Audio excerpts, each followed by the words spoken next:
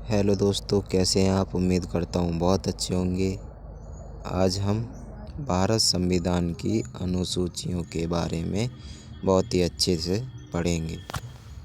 अनुसूचियाँ एक ऐसे टॉपिक है जो किसी भी कम्पिटिटिव एग्ज़ाम या वनडे एग्ज़ाम के लिए बहुत ही महत्वपूर्ण होने वाला है। यहाँ से एक या दो क्वेश्चन हर बार पूछ ही लेता है, इसीलिए इसे बहुत ही अच्छे तरीके से पढ़ना बहुत ज़रूरी है। तो आइए हम अनुसूचियों के बारे में पढ़ते हैं।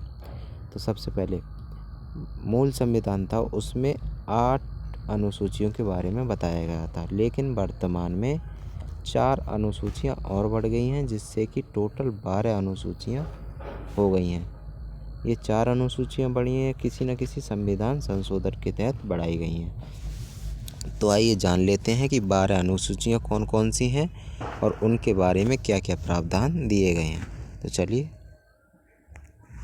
तो पहली अनुसूची में दिया गया है कि भारत राज्यों का संघ है, मतलब भारत में 28 राज्य और प्लस 8 केंद्र शासित यानी कि यूटी के बारे में कैसा कैसा प्रावधान है, इसके बारे में पहली अनुसूची में बताया गया है।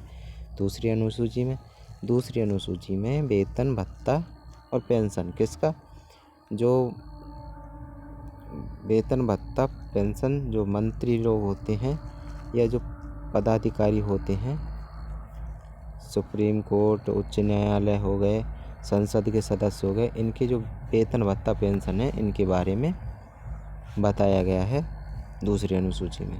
तीसरी अनुसूची में क्या है, इसमें शपथ के बारे में बताया गया है। किसकी शपथ, संसद के जो सदस्य हैं, उच्च न्यायालय के न्यायाधीश हैं और उच्चतम न्यायालय के न्यायाधीश हैं और जो अन्य मंत्री हैं, राज्यों के जो मंत्री हैं, उनकी शपथ के बारे में है। लेकिन इसमें राष्ट्रपति और राज्यपाल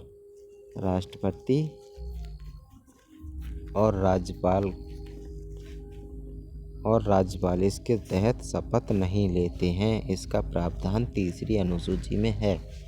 अगला देख लेते हैं चौथी अनुसूची।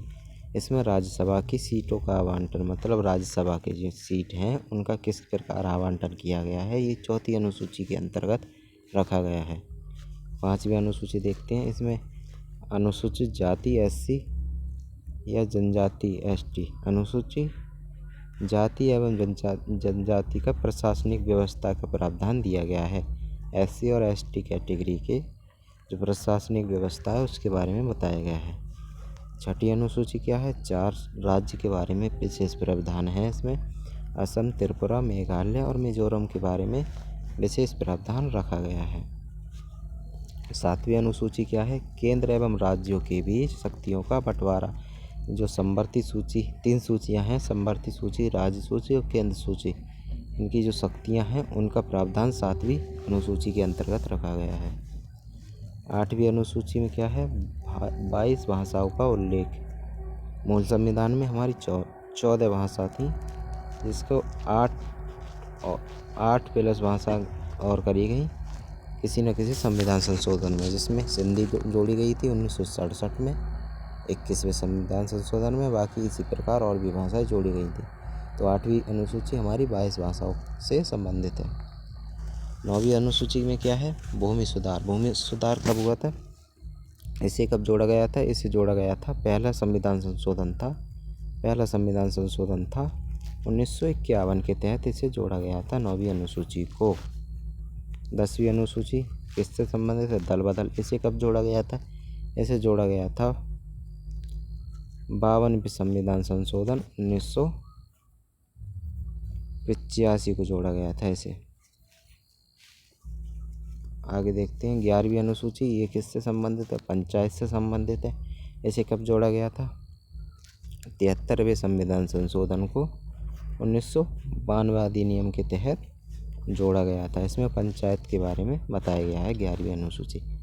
12वीं अनुसूची क्या है, नगर पालिका से संबंधित है और इसे 74वें संविधान संशोधन 1992 अधिनियम के तहत बताया गया है, जोड़ा गया है 12वीं अनुसूची को, जो नगर पालिका से संबंधित है। तो इस प्रकार हमने 12 अनुसूचियों के बारे में बहुत ही अच्छी तरीके से जो भी क्वेश्चन बन सकते थे उनका अध्ययन कर लिया है अब यहाँ से आपको क्वेश्चन नहीं छूटेगा।